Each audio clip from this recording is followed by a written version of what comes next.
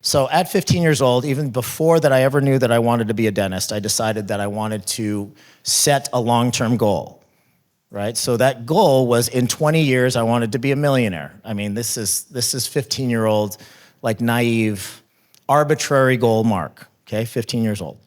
I wanted to be a millionaire. I wanted to have $1 million in the bank, and I wanted to be netting $1 million a year in personal income, okay?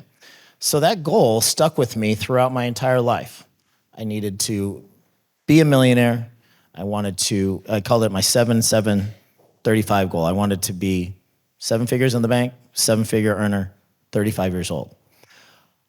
By the time I graduated from dental school, I was 31, and I still had this singular goal, this very naive, arbitrary goal in mind.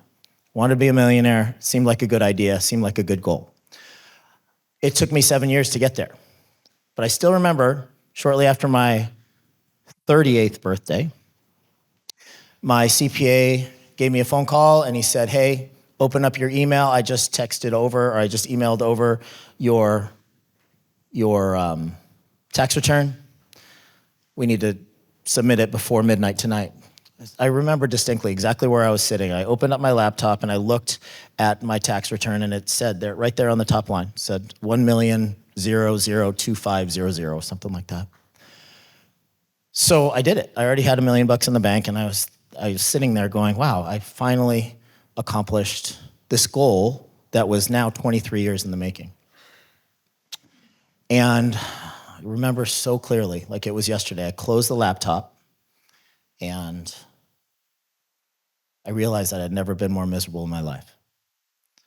This goal had taken over my life, and it was the singular focus, and it was the singular barometer that I was utilizing to gauge whether or not I was a successful person, whether or not I was valuable to the community and to my family. It was this singular goal.